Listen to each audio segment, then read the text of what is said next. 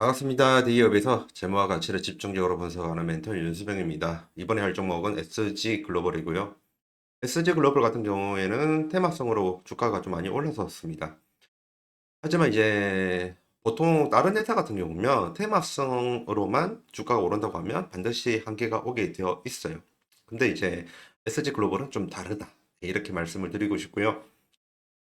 지금 SG 글로벌이 테마로 연계된 거는 현대차의 인도 IPO 상장 관련된 테마이고요. 그리고 국회의원 쪽에서 김동연 관련된 테마 이렇게 있어요. 그럼에도 불구하고 SG 글로벌의 본질 자체가 좀 미래성이 있기 때문에 저는 테마성보다는 SG 글로벌의 본질적인 부분에 초점을 맞추고 싶습니다. 그래서 오늘 SG 글로벌의 미래성을 좀 말씀을 드릴 거고요. 이렇게 본다고 하면 매출액 쪽에서 한번 비교를 해보면 우선 17년도부터 20년도, 21년도까지네요. 좀 매출액 부분에서 역성장을 좀 많이 했거든요. SG 글로벌 같은 경우에는 당시에 코로나 관련해가지고 굉장히 좀 안 좋았어요.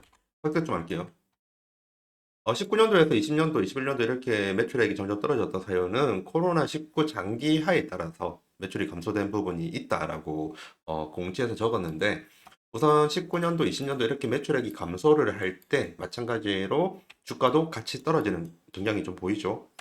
20년도에서 21년도에서 좀 많이 올랐습니다. 근데 솔직히 이때는 미국부터 제로 금리로 갔었고요.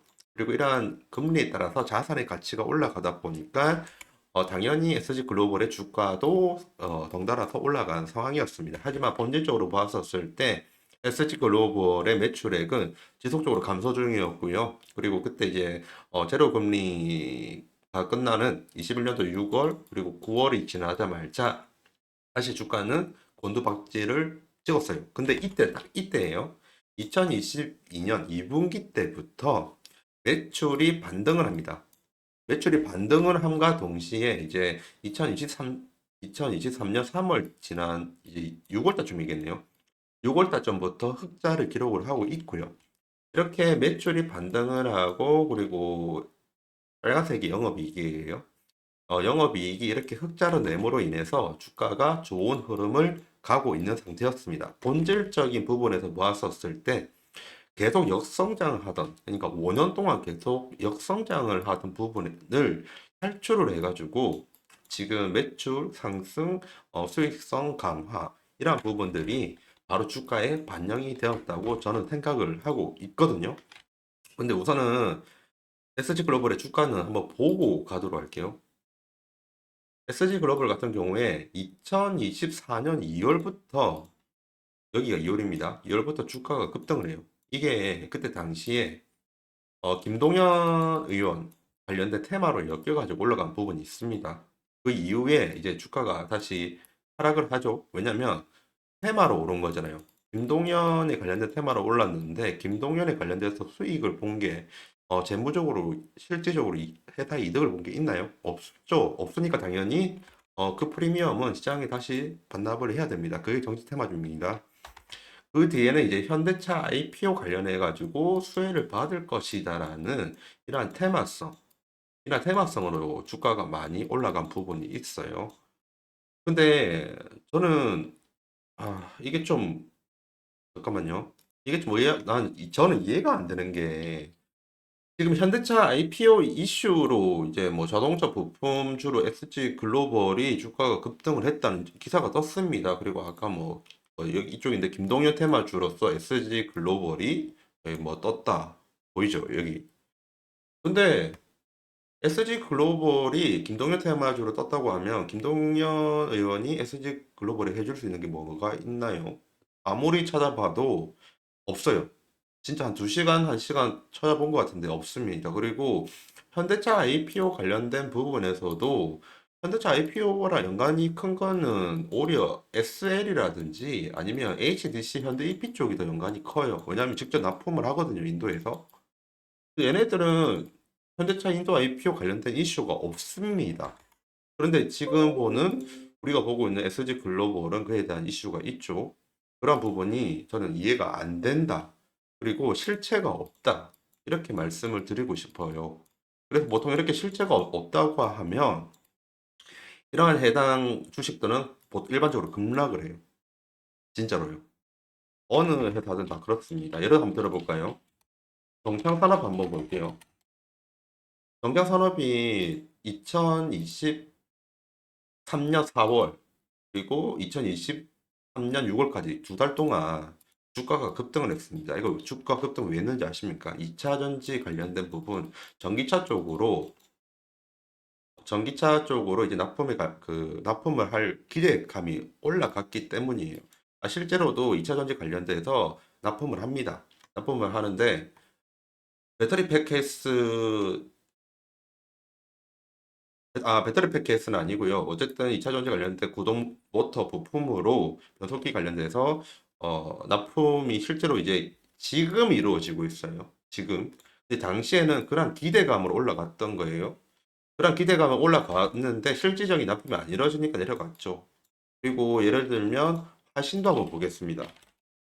화신 같은 경우에도 같은 때예요. 2차 전지 관련돼서 현기차 쪽으로 북미에 납품할 가능성이 있는 것 때문에 기대감을 올라갔습니다. 테마성으로 올라갔죠. 근데 실제로 납품은 합니다. 그게 지금이에요. 결국 근데 그때 올라가서 급락을 했지 않습니까? 어쨌든 간에 경창산업이든 화신이든 똑같죠. 마찬가지로 SG 글로벌도 지금 김동현 테마랑 현대 IPO 때문에 올라간 거기 때문에 급락을 할까요? 저는 아니라고 봅니다. 왜냐면 아까 걔네들 같은 경우에는 그 본질이 뒤늦게 나왔잖아요. 2024년도 지금 8월 돼서야 나오고 있습니다. 이게 양산 준비 다 됐고 납품 준비하고 있거든요. 근데 이제 SG 글로벌 같은 경우에는 뭐 테마성 때문에 주가가 올라는 같지만 제가 드리고 싶은 말은 회사가 좋아지고 있다. 안전을 하고 있다. 이거를 말씀드리고 싶어요. 아까 테마성으로 올랐고 테마성으로 줄어든 것은 본질적인 부분에서 회사에 직접적으로 들어오는 수익이 없었기 때문에 테마로 올라서 테마로 줄어들었잖아요. 물론 걔네들은 지금 이제 수익 실현할 타이밍 왔습니다. 근데 지금 SG 글로벌 같은 경우에는 수익성이 됩니다. 단기 순이익도 지금 적자에서 완전 반전해가지고 단기 순이익률이 무려 22%고요. 그리고 영업이익률도 8%까지 끌어올렸어요. 굉장히 좋은 흐름입니다.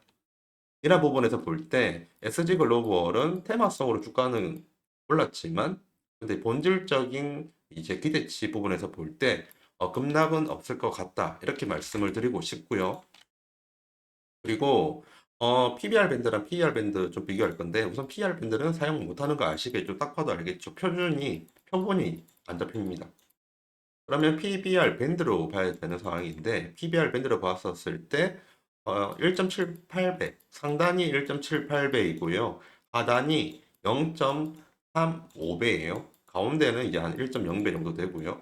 지금 하단 쪽에 0.35배를 찍고 올라가고 있는데 아직까지 고평가 구간은 아닙니다. 그렇다고 완전 저평가 구간도 아니고요. 뭐 적정 구간도 아니고 좀 다 아닌 것 같은데. 근데 우선은 상황을 보면 그나마 말을 하자고 하면 저평가 구간인 거는 맞다가 맞는 것 같아요. 왜냐면 지금 빨간색 선, 그 몇 배수인지 안 나와 있는데 이 빨간색 선이 이게 평균치거든요. 평균치보다 낮다는 말은 저평가 구간이다라고 말씀을 드릴 수 있을 것 같습니다. 그 외적으로 보면 주당 순이익도 한번 볼게요. 주당 순이익 같은 경우에도 빨간 선이 주당 순이익이고요. 검정선이 주가입니다. 지금 주당 순이익이 굉장히 가파르게 올라갔습니다. 그리고 주가가 뒤늦게 이를 따라가고 있는 거고요. 그리고 이렇게 그 주당 순이익이 가파르게 올라갈 수 있게 된 비결은 한번 봐야 되는데 지금 보는 부분이 부문별 매출 비중, SG 글로벌의 부문별 매출 비중입니다. 그 중에서 가장 많이 차지하는 게 시트입니다. 자동차 쪽 시트. 자동차 쪽 시트가 뭐냐면 그냥 이런 거예요. 이런 거. 말 그대로 시트죠. 우리가 자동차 시트 앉을 때 그 앉는 말 그대로 시트인데 SG 글로벌 같은 경우에는 이 시트를 굉장히 고부가 전략으로 잘 만들었어요. 고부가 전략화 시켰거든요. 어떻게 고부가 전략을 시켰냐면 지금 이 시트 하나 들어가는 거, 이 하나 만드는 거 있잖아요. 그냥 소나타에 들어가는 거 한 개랑 그리고 제네시스에 들어가는 거 한 개랑 가격이 같을까요? 완전 다릅니다. 제가 알기로에는 최소 8배에서 최대 12배 차이 난다고 들었었거든요.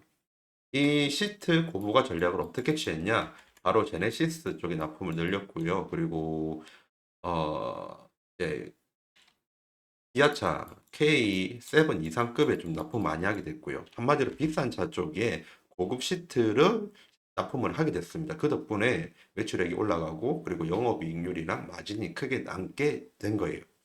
정말 전략을 잘 잡았죠. 이러한 이러한 경영 성과 덕분에 한번 비교해 보겠습니다. 시트 부품 쪽인데, 얘네들은 시트 부품도 하고 시트도 해요. 둘 다 해요.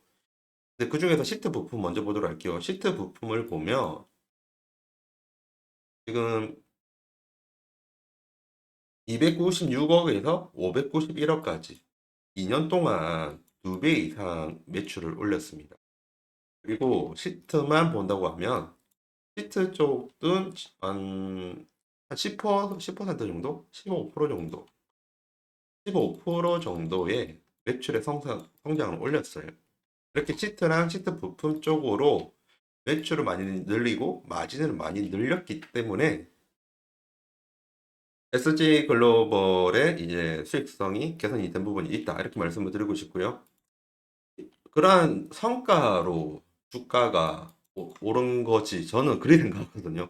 그러한 성과로 주가가 올랐는데 어쨌든 지금 인포스타부터 해가지고 대부분의 증시 연구하는 업체들에서는 테마성으로 올랐다고 하니 일단 테마주로서 주가 상승한 부분이 맞다고 하면 테마로 올랐지만 하지만 다른 테마로 오른 업체들처럼 급락은 오지 않을 것이다. 그렇기 때문에 지속적으로 모니터링하면서 추가 상승할 여력이 있는 업체니까 볼 필요가 있다. 이렇게 말씀을 드리고 싶습니다. 지금까지 대기업에서 재무와 가치를 집중적으로 분석하는 멘토 윤수명입니다. 감사합니다.